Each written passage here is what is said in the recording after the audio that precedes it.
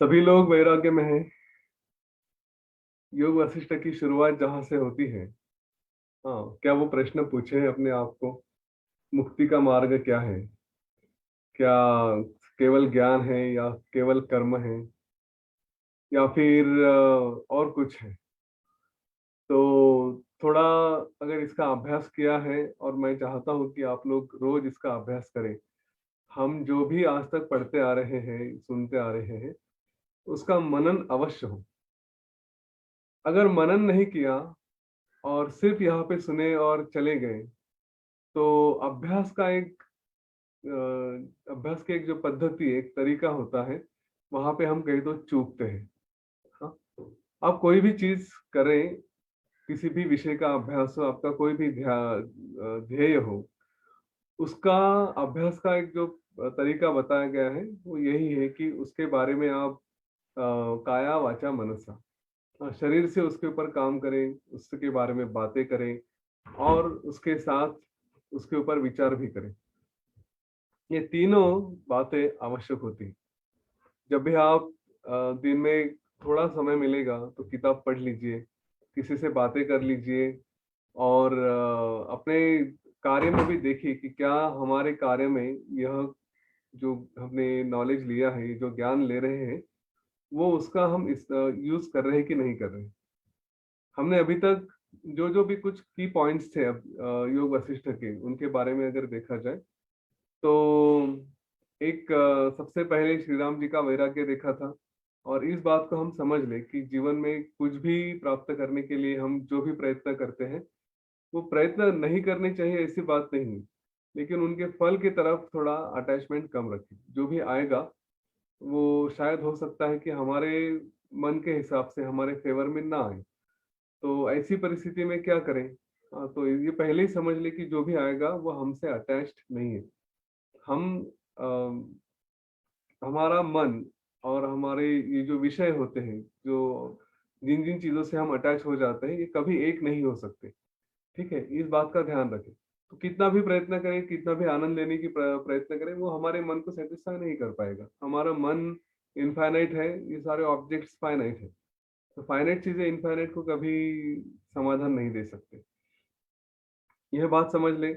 फिर हमें जीवन में जो कुछ भी प्राप्त करना है, उसके लिए प्रयत्न की आवश्यकता होती है, वशिष्ठ जी ने बताया था। और फिर प्रयत्न कैसे करें? तो शास्त्र और गुरु वचन के अनुसार। शास्त्र कौन से हैं? तो जैसे योग वासिष्ठ में बताया गया है कि इस तरह से आप प्रयत्न कर सकते हैं, वो देखें। बाकी के भी जो शास्त्र है वो भी देखें। और मैं आपको इस बात को फिर से एक बार याद दिलाना चाहूंगा कि हमने हर शास्त्र पढ़ना, उस तक पहुंचना, ये एक टाइम कंज्यूमिंग प्रोसेस है, इसमें समय लग सकता है। लेकिन तब तक हमारे हाथ में कोई टूल है क्या?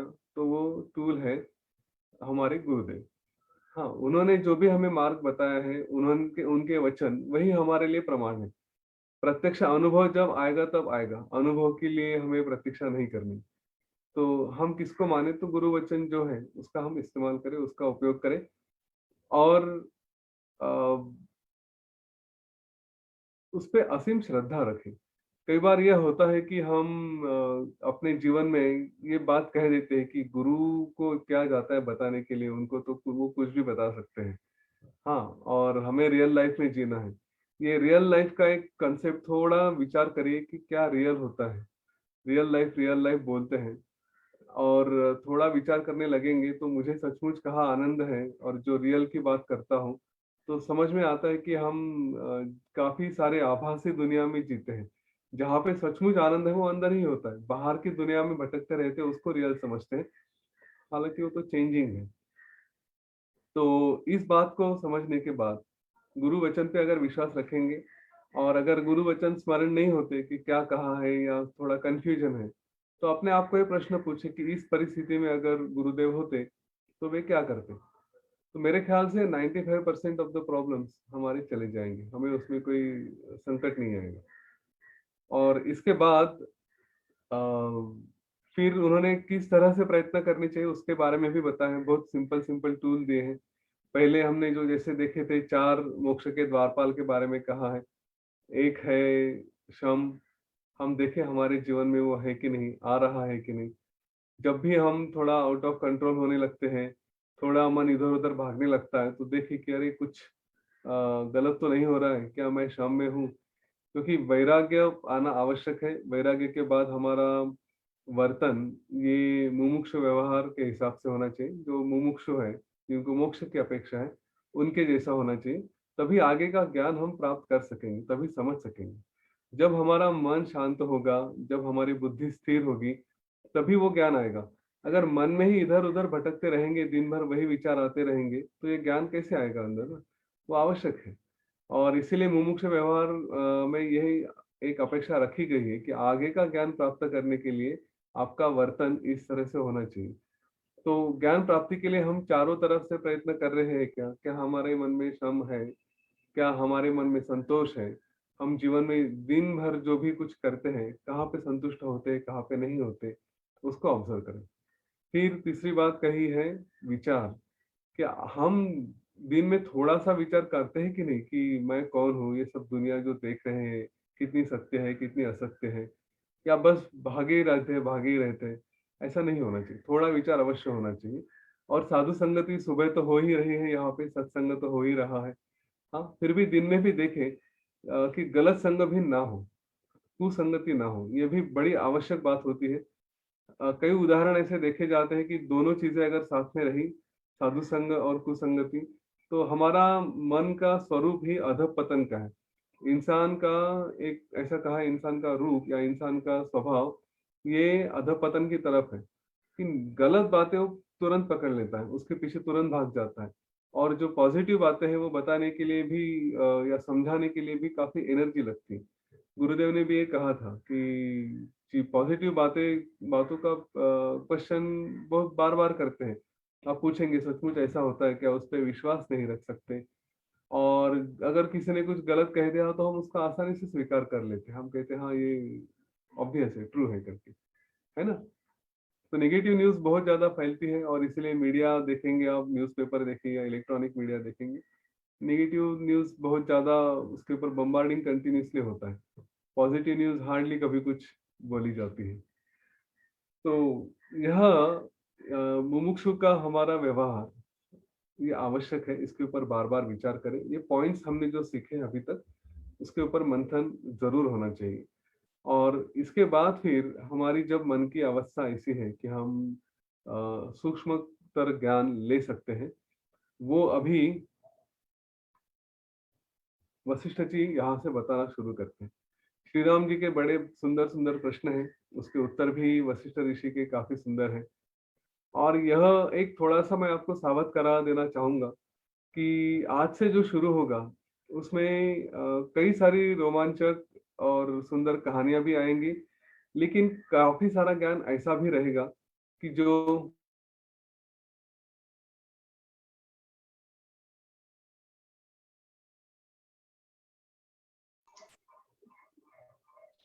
ऐसा प्रतीत होता है कि यतीन जी का इंटरनेट की वजह से कुछ टेक्निकल प्रॉब्लम्स आ रहे हैं। तो यतीन जी हमें बता रहे थे कि जो कुछ भी मोक्ष के द्वारपाल होते हैं और उसके जिंदगी में, अपनी जिंदगी में यदि उनको अपने को एस्टैब्लिश करना है, तो वो जो 4 द्वारपाल बताए कि विचार है, अपना साधु संगति है, एंड देन ही एक्सप्लेन दैट कि we are anyway doing it. हम लोग मॉर्निंग में तो इसको कर ही रहे, यहाँ पे जुड़ ही रहे, लेकिन डेली रोजमर्रा की जिंदगी में भी आप एक बार थोड़ा सा अपने आप को देख ले, थोड़ा सा अवेयरनेस में रहे कि कहीं तो बाकी की चीजों की तरफ, जो मन का स्वभाव भी यहाँ पे बताया गया है कि जो अपना स्मृति का भी जो ये होता है, स्वभाव होता है कि वो नेगेटिव तरफ थोड़ा सा ज्यादा झुकाव होता है उसका, या जो अपने बाहर के जो अट्रैक्शंस होते हैं, जो अपने ये पंचेंद्रिय होते हैं, ये पंचेंद्रियों से जो बाहर की चीजों को हम लोग देखते हैं, महसूस करते हैं, उसी को रियल समझने लगते हैं, उसी को सत्य समझने लगते हैं। क्या सचमुच में वो सत्य है? क्या सचमुच में वो रियल है? इस तरह का विचार अपने अंदर जरूर रखे। और थोड़ा इन जो अपने अस्तित्व के जो सारे स्तर है उनके बारे में भी थोड़ा जान ले, उसका अनुभव ले ले। जैसे किसी ने अपने को 9 चीजें कुछ अच्छी बता दी और उन्होंने कुछ एक चीज अपने इम्प्रूवमेंट के लिए बता दी, तो हम क्या होता है, वो क्लिंग, अपना जो मेमोरी क्या होता है, स्मृति होता है, वो हमेशा वो नेगेटिव की तरफ भागता रहता है। तो ऐसे कई सारे प्रैक्टिकल विजडम्स हैं जो हमें हेल्प करते हैं टू रीलिव दिस लाइफ। ये जो इसीलिए ना इसको जीवन जीने की कला गुरुदेव बोल रहे हैं, यहाँ पे आर्ट ऑफ लिविंग बोलते हैं कि प्रैक्टिकली यदि इसको जीना है हमें, तो देन अपने को इसका अनुभव करना बहुत बहुत जरूरी है। Yatin ji is back to it. Yatin ji का कुछ तो इंटरनेट का शायद प्रॉब्लम हो गया, तो yes Yatin ji please continue.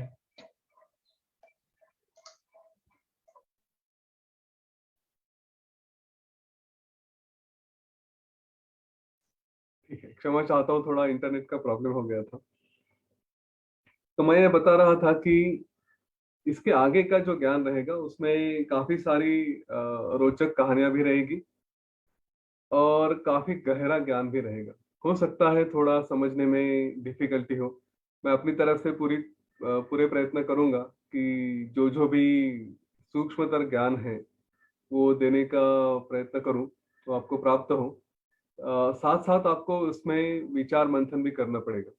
तो कभी कभी कुछ कुछ दिनों के कंटेंट्स ये थोड़े छोटे रहेंगे, थोड़े कम रहेंगे, क्योंकि उसमें बहुत ज्यादा अगर बताया गया तो सब ऐसा बाउंसर लगने लगेगा। तो इसलिए वो उनके कंटेंट्स जैसे हम थोड़ा थोड़ा देते रहेंगे, कुछ बातें छोटी रहेंगी, कुछ बातें बड़ी रहेंगी। हाँ, वो हिसाब से हमारे सेशन सभी आगे के प्लान चलते रहेंगे। तो आज का सेशन क्योंकि हम उत्पत्ति प्रकरण शुरू कर रहे हैं, वो थोड़ा छोटा हो सकता है। देखते 8:30 तक तो हो जाना चाहिए, उससे पहले ही अगर होता है तो ठीक है। लेकिन आपको आगे से यहाँ से थोड़ा पेशेंस भी रखना पड़ेगा। हाँ। तो आज देखते हैं कि वशिष्ठ ऋषि ने क्या बताया था। कल तक हम देख रहे थे प्रयत्नों के बारे में, जो भी प्राप्त करना है। तो श्री राम जी ने पूछा कि ठीक है, ये अभी क्रिएशन जो आप बता रहे हैं कि मोक्ष करना है, मोक्ष करना है, तो किससे मोक्ष करना है, क्या होता है। तो यहाँ पे वशिष्ठ ऋषि बताते हैं कि देखिए, मैंने आपको पहले ही बोला कि ये जो भी हम देख रहे हैं ये सब एक तरह का भ्रम है। यह जगत, ये दृश्य स्वरूप जिसको हम दृश्य कहते हैं, यह थोड़ा एक स्वप्न जैसा है, ये भ्रम है, ये वास्तव में है नहीं। तो वशिष्ठ जी इसके ऊपर बताते हैं कि अगर आपको इस बात का विश्वास नहीं होता तो पहले ये समझ लें कि यह जगत आने से पहले क्या था। जो हम देख रहे हैं या जो भी क्रिएशन देख रहे हैं, ये मन में इस तरह से प्रश्न आने चाहिए, और ये हमारे लिए भी उपयोगी है कि आज हम देख रहे हैं ये सृष्टि है, चांद सितारे सब कुछ है। जब ये नहीं थे तब क्या था?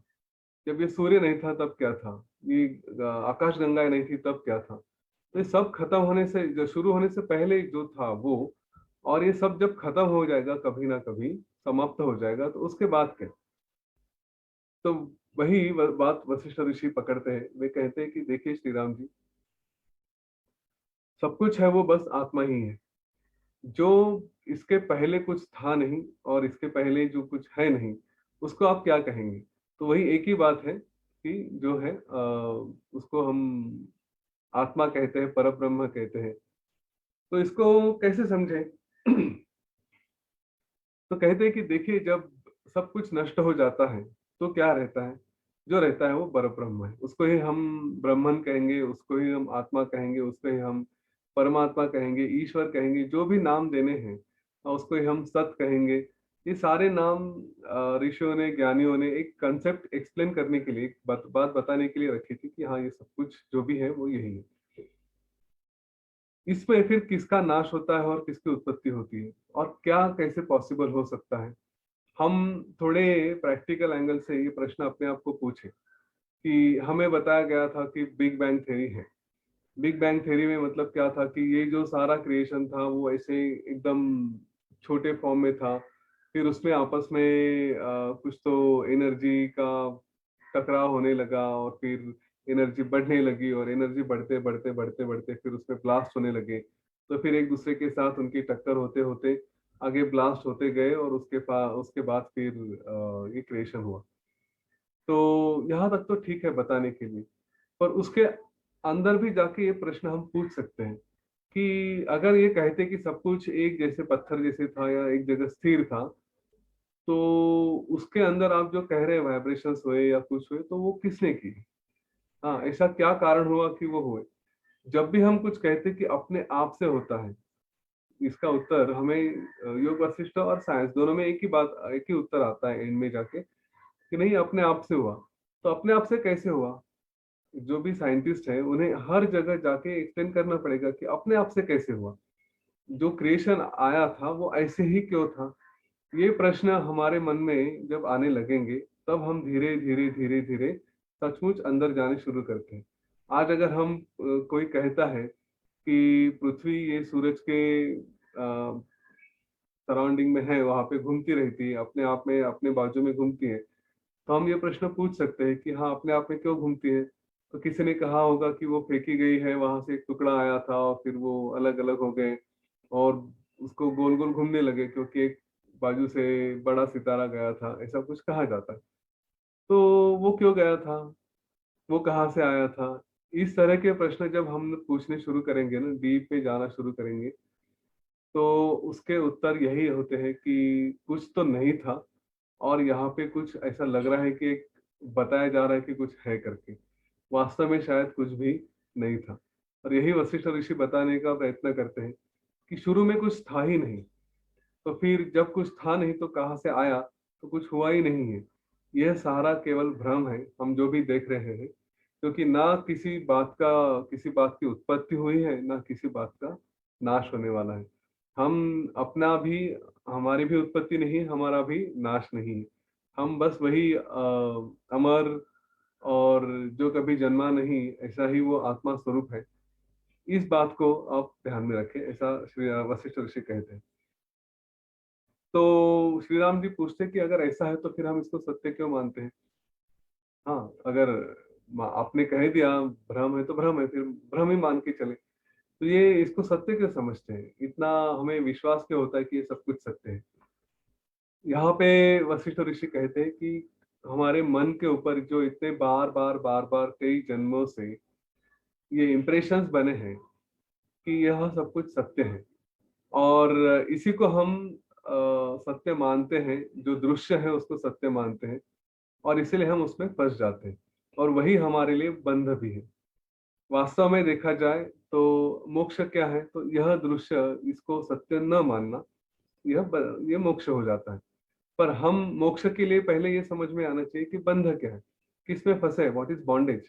हाँ, इफ यू वांट फ्रीडम, तो first we have to understand कि व्हाट इज बॉन्डेज, क्यों किसमें मैं फंसा हूँ, वो अगर समझ में आएगा तो वहां से छूटने की बात हो सकती है। हमने अपने किसी एक सेशन में ये देखा था कि हम बार बार कहते कि मैं बंधा हूँ या कुछ हूँ, और अपनी अपनी डेफिनेशन होती है। किसी को लगता है कि मैं शादी के बंधन में फंसा हूँ, किसी को लगता है कि मैं जॉब के बंधन में फंसा हूँ। तो ये हमारी बंधन की डेफिनेशन अगर एक बार समझ में आ गई, तो वहां से छूटना फिर हो सकता है। हमने कई बार ये फॉरेन कंट्रीज में देखा है, वेस्टर्न कंट्रीज में देखा है कि शादी ये बंधन लगने लगता है तो डिवोर्स लेके अपने आप को फ्रीडम की एक चाह होती है कि चलो इससे छूट जाए और एंजॉय करें, फ्रीडम में रहे। और आजकल तो ये लिव इन रिलेशनशिप्स वगैरह जैसी बातें आ रही हैं, वो भी उसकी एक उसके पीछे एक भावना वही होती कि फ्रीडम चाहिए। कल जाके छूट जाओ तो कभी भी छूट सकता हूँ। गवर्नमेंट नहीं छूटने देती, उन्होंने उसको भी शादी का स्वरूप दे दिया, उसको भी शादी के रूल्स अप्लाई कर दिए हैं, वो बात अलग है। लेकिन उसकी एक जो एक फाउंडेशन हुआ करता था इन सारी बातों का, वो है कि हमारी एक तृष्णा होती है, एक डिजायर होती है कि मुझे फ्रीडम चाहिए, फ्रीडम चाहिए। इसलिए लोग बंधन में नहीं फंसना चाहते। तो उनके बंधन की डेफिनेशन है रूल्स, रेगुलेशंस, लॉज। बच्चे होते हैं तो कई सारे कपल्स तो आजकल बच्चों के भी मतलब वो चाहते हैं कि बच्चे ना हो, हम बस एक दूसरे के साथ रहें। बच्चे भी बंधन लगने लगते हैं। ये मैं बार बार इस पे इसलिए स्ट्रेस दे रहा हूँ कि हमारी बंधन की जो व्याख्या है वो अगर हम समझ ले, परिभाषा समझ ले, तो वहां से मुक्ति की हमारी परिभाषा क्या होती है वो भी हम देख रहे हैं। और वशिष्ठ ऋषि इसके थोड़े और एक डीपर लेवल में जाते हैं। वे कहते कि ये सारा दृश्य आप जो देख रहे हैं ना, वही बंध है। तो आप अगर ये चाहते हैं कि मैं जैसे प्रैक्टिकल उदाहरण आजकल के जो मैं अभी बता रहा हूँ कि मैं सिर्फ अपने पार्टनर के साथ रहूं, बच्चे ना रहें, तो पार्टनर के साथ रहूं ये भी एक बंध है, और बच्चे ना रहें ये भी एक बंध है। इस बात को समझे कि कुछ चाहिए और कुछ नहीं चाहिए, ये दोनों के दोनों बंधन हो जाते हैं। समझ में आ रही बात? अगर मैं चाहूँ कि मुझे वो फ्रीडम चाहिए कि कोई भी लाइफ पार्टनर मैं चूज करूँ, किसी के साथ रहूँ, ये पसंद नहीं आया तो किसी और के साथ रहूँ, तो वहां पे भी बंधन है। वहां पे भी हम एक तृष्णा रखते हैं कि मुझे किसी के साथ रहना है, किसी के साथ नहीं रहना है। बंधन की कंसेप्ट क्या हो रही है कि मैंने अपने मन में ही ये संकल्प बना लिए कि ये होना चाहिए, वो नहीं होना चाहिए। और यह जो संकल्प होते हैं छोटी छोटी बातों में, ये संकल्प भी हमारे लिए बंध बन जाते हैं। और इसीलिए वशिष्ठ ऋषि कहते हैं कि पहले तो इस दृश्य को नकारो, ये समझ लो कि ये दृश्य ही बंधन हो जाता है। तो इसके साथ, ये दृश्य के साथ जो भी हमारे दुख आते हैं वासनाओं के द्वारा आते हैं, वो हमें बंधन में डाल देते हैं, और इसीलिए हम इस जगत को समझते हैं कि ये सचमुच है, ये सत्य है। अब ये कैसे नहीं है, वे भी वो वहां पे एक्सप्लेन करते हैं। वे कहते हैं कि चलो ये देखते हैं कि क्या होता है, कहाँ से शुरुआत होती है। तो वे क्रिएशन की तरफ ले जाते हैं और कहते हैं कि देखो, जब सब कुछ खत्म हो जाता है तब क्या बचता है? जहाँ पे आप, ना अंधेरा है, ना उजाला है, ना प्रकाश है, ना कोई तारे हैं, ना कोई वस्तु है, ना हवा है, ना आकाश भी है। ऐसा कहा जाए तो खाली आकाश को क्या, उसको भी कुछ रूप होना चाहिए ना, कि जहाँ पे कुछ है नहीं। मैं कहूंगा कुछ आकाश है तब कहूंगा कि जब उसके अंदर कुछ है। जब आकाश के अंदर कुछ है ही नहीं तो आकाश भी कैसा? ठीक है। आप अगर कहेंगे कि एक चीज कोई स्पेस है तो स्पेस के अंदर कुछ होना चाहिए, तभी उसको स्पेस कहेंगे, वरना उसको स्पेस कैसे कहा जा सकता है? ये थोड़ी सूक्ष्म कल्पना है, विचार करने के बाद इसको समझ में आएगा कि अगर मैं कहता हूँ कि मेरे सामने दीवार है, तो तब तक दीवार है जब तक कोई कहने वाला है। अगर कोई कहने वाला ही नहीं है तो दीवार को कौन दीवार कहेगा ना, वहां पे कुछ है ही नहीं। वैसे ही आकाश के अंदर कुछ नहीं है तो आकाश भी नहीं कहा जा सकता। तो ये सारी बातें वे बताते हैं। तो जब कुछ भी नहीं रहता, तो उस समय क्या जो होता है उसको कहते हैं ब्रह्म। कि जो अपने आप में, जिसको माया शबल कहा गया है, जिसको सूक्ष्म कहा गया है, जिसको सत कहा गया है, जिसका कोई वर्णन नहीं किया जा सकता। और दुविधा यही है कि इसका वर्णन आज तक कोई कर नहीं पाया। वो क्या है, उसका वर्णन सब बस एक ही बातों में कहा गया है, न इति न इति। वो ये नहीं है, वो नहीं है, उसका स्वरूप नहीं है, उसका आकार नहीं है, उसका रंग नहीं है, उसको कोई टेस्ट नहीं है, स्मेल नहीं है। ऐसे जो भी हम सेंसेस के द्वारा समझ सकते हैं, किसी भी चीज को हमें समझना है तो सेंसेस के द्वारा ही समझ सकते हैं ना। तो वो नहीं है तो फिर नहीं है, फिर क्या बचता है? पता नहीं क्या है, उसका उत्तर ही नहीं मिलता कुछ। ठीक है। तो जो रहता है उसको अगर हम ब्रह्म कहें तो वहां से शुरू हो जाता है। वह ब्रह्म में यह कल्पना आती है कि मैं अपने आप से कुछ अलग हूँ। और बड़ी इंटरेस्टिंग बात है कि मैं कौन, ये प्रश्न उसी ब्रह्म में आता है। और जब ये प्रश्न आता है कि मैं कौन, तो वो अपने आप को अलग समझने लगता है। जब ये प्रश्न आएगा कि मैं कौन, तो मैं कुछ हूँ, इसका उत्तर जब मन में आना शुरू होता है, तो तभी वो होता है कि मैं अपने आप से अलग हो गया। और उसका स्वरूप जब अपने आप से अलग होना शुरू होता है, वहां से ये सारा क्रिएशन शुरू हो जाता है। वहीं से वो अपने आप को एक जीव दशा को प्राप्त करते हैं। उसी को फिर कभी हिरण्यगर्भ कहा जाता है, ब्रह्मा कहा जाता है। और फिर वह अपने अम, शुरू, मतलब मैं कौन, यहाँ से जब प्रश्न आने शुरू होते हैं ना, तो मैं कुछ होना चाहिए, मेरा कुछ तो अस्तित्व हो सकता है। यहाँ पे मन आ गया। मन आ गया तो उसके साथ संकल्प विकल्प, ये उसके मतलब मन का स्वरूप ही है कि संकल्प और विकल्प रहे। और फिर वहां से उसने अपने आप को मैं कुछ हूँ ये समझा, तो वो ब्रह्म समझे, ब्रह्मदेव कहा, उसको हिरण्यगर्भ कहा। और फिर उसकी पूरी कहानी आती है।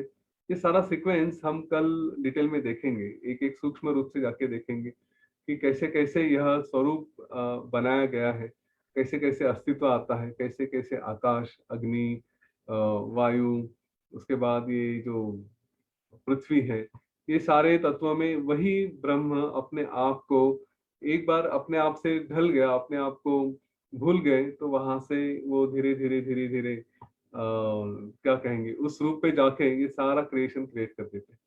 तो ये ब्रह्मदेव जो हिरण्यगर्भ है वो आने के बाद तो फिर वो उनके मन में उनका स्वरूप ही है कि मन में रहेंगे, तो मन में फिर संकल्प आएंगे, फिर अपनी सृष्टि रचेंगे।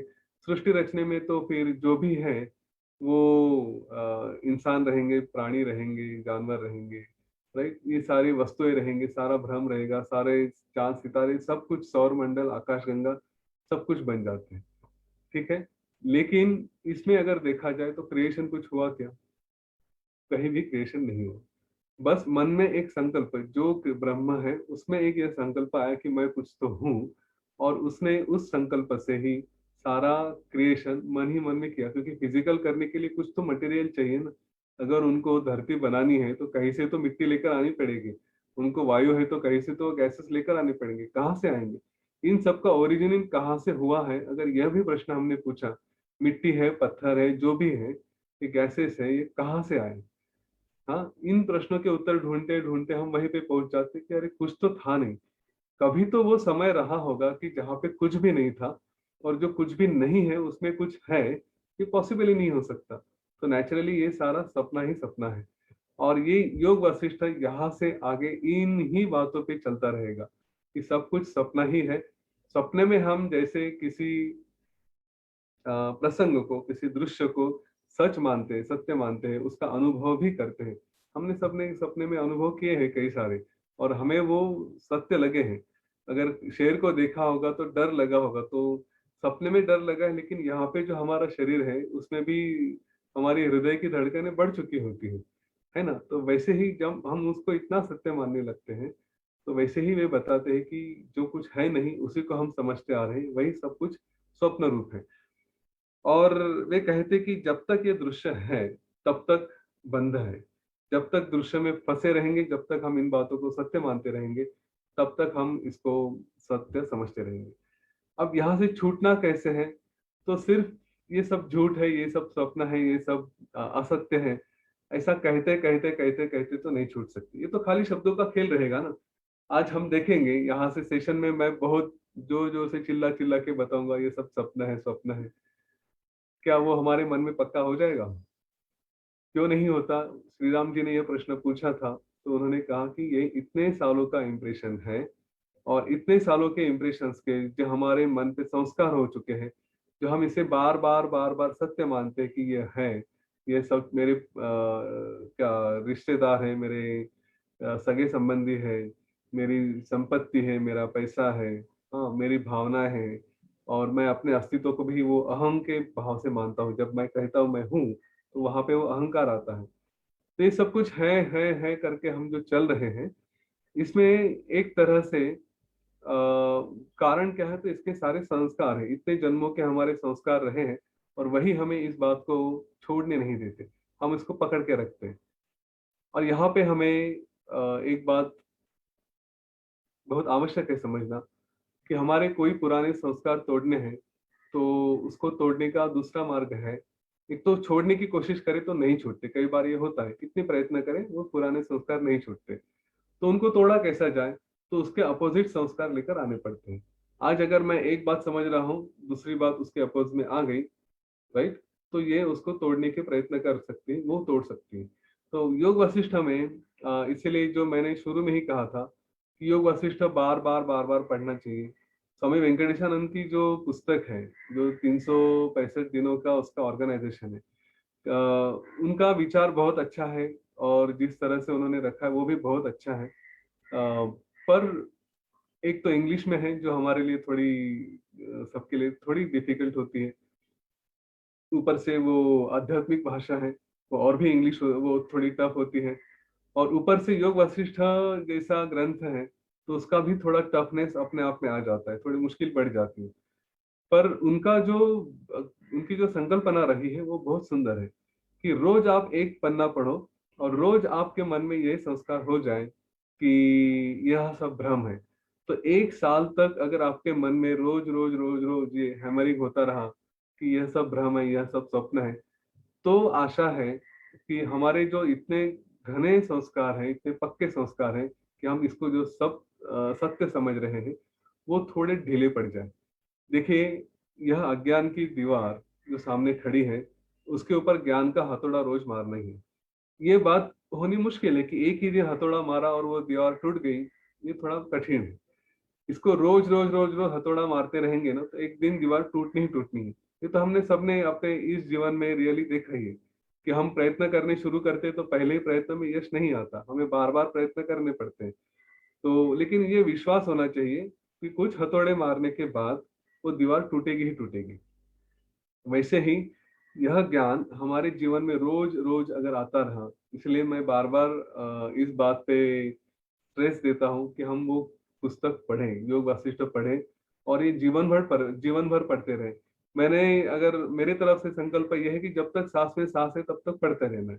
ठीक है, तो कोई उसमें और मतलब और कोई चॉइस ही नहीं है, करेंगे तो क्या करेंगे, बस यही पढ़ते रहेंगे।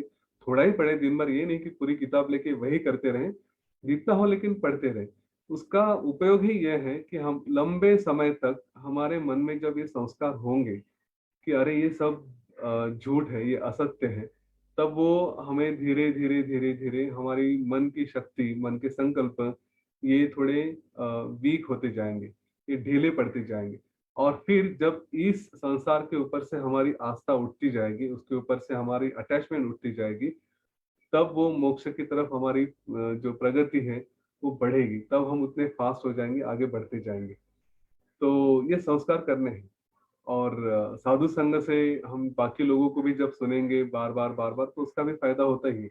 इसीलिए वो यूट्यूब चैनल पे बाकी लोगों के भी वीडियोस, उनके भी लेक्चर्स रखे हैं कि आप उसको बार बार सुन सकें। जब जब भी समय मिलेगा, हम किताब सामने नहीं रख सकते, गाड़ी चलाते वक्त नहीं रख सकते, तो वो वीडियो ऑन कर दीजिए, ऑडियो ऑन कर दीजिए, ब्लूटूथ पे डालिए, जो भी है सुनते जाएंगे। घर में काम कर रहे हैं तब भी लगा दीजिए, शुरू हो जाएंगे। हाँ, समय मिलेगा, अपने क्षण, अपना जीवन का ये समय है, अगर इस कार्य के लिए उपयोग कर सकते हैं तो बहुत अच्छी बात है। इसका प्रैक्टिकल एप्लीकेशन स्टूडेंट्स के लिए भी है। आप अपने जो भी बातें हैं, जो भी नॉलेज है, वो रिकॉर्ड करके रख सकते हैं, कुछ भी कर सकते हैं। जब भी समय मिल रहा है कान में लगा दीजिए, शुरू कर दीजिए, होते ही रहेगा।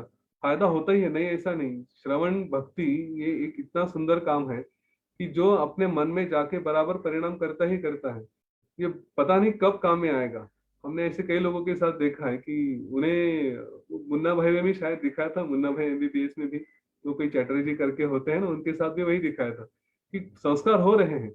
जब सामने वाले की बोलने की या एक्सप्रेस करने की शक्ति आ जाती है तो बराबर बाहर निकल के आता ही आता है, उसमें कुछ बाकी नहीं रहता। तो इस बात को हम समझे कि केवल क्या कहेंगे उसको, शब्दों से नहीं होगा कि ये नहीं है, ये सब झूठ है, ऐसा नहीं, उसका अभ्यास करना पड़ेगा। अगर हम कहते हैं कि हम समाधि में भी रहेंगे और समाधि में रहने के बाद फिर ये सब छूट जाएगा, तो वैसा भी नहीं होता, क्योंकि बाहर का आक्रमण फिर से होने ही वाला है। जब हम 20 मिनट, 40 मिनट, 1 घंटा समाधि में रहे, क्रिया प्रोसेस सब कुछ किया, लेकिन उसके बाहर जब बाहर निकल के आते हैं तो ये दुनिया फिर से है ही, उसी को हम देख रहे हैं। तो ज्ञान के माध्यम से ये समझ ले कि ये दुनिया नहीं है, कैसी नहीं है, उसका अनुभव लेना चाहिए। आपको ध्यान इस बात का अनुभव देना देगा डेफिनेटली कि दुनिया असल में क्या हो सकती है, वो अनुभव क्या हो सकता है। लेकिन आज जो देख रहे हैं उसको हमने जो समाधि अवस्था में अनुभव किया था उससे जोड़ेंगे, तब पता चलेगा कि, और उस अवस्था में रहने की कोशिश करेंगे, प्रयत्न करेंगे, तब कहेंगे कि हाँ, हम थोड़ा सा मुक्ति की तरफ जा रहे हैं। वरना जब तक दृश्य है और हम जब तक उस दृश्य को समझते हैं तब तक हम उसमें फंसे हैं। ठीक है, इसके बाद लेकिन यहाँ पे कहानी खत्म नहीं होती, योग वासिष्ठ यहाँ पे खत्म नहीं होता। इसके बाद इस दृश्य को देखते हुए, उसको असत्य मानते हुए व्यवहार सत्य के जैसा करना है, ये सबसे बड़ी बात है। और वही सचमुच आर्ट ऑफ लिविंग है, वही स्किल है। नहीं तो दृश्य नहीं है करके आराम से बैठ जाएंगे, घर में कुछ नहीं करेंगे तो आपको घर से भगा देंगे। और अगर आप दृश्य में फंसे रहेंगे तो दुनिया में भागते रहेंगे, थकते जाएंगे, फिर तो ये जीवन मृत्यु का चक्कर चलता ही रहेगा। तो सच्चा स्किल क्या है कि दृश्य देखे लेकिन उसको नहीं माने कि दृश्य है, पर व्यवहार करे कि हाँ दृश्य है जैसा। ठीक है, और यही स्किल है जो हम योग वासिष्ठ में डेवलप करेंगे। तो आज यहाँ पे रुकते हैं, कल थोड़ा डीपर जाएंगे इसमें। मैं बहुत ज्यादा, मैंने जैसे कहा था कि बहुत ज्यादा ओवरडोज नहीं होना चाहिए, वरना फिर दिन में थोड़ा पचाने में तकलीफ हो सकती है। हाँ, तो थोड़ा धीरे धीरे जाएंगे, यहाँ पे रुकेंगे। जय गुरुदेव।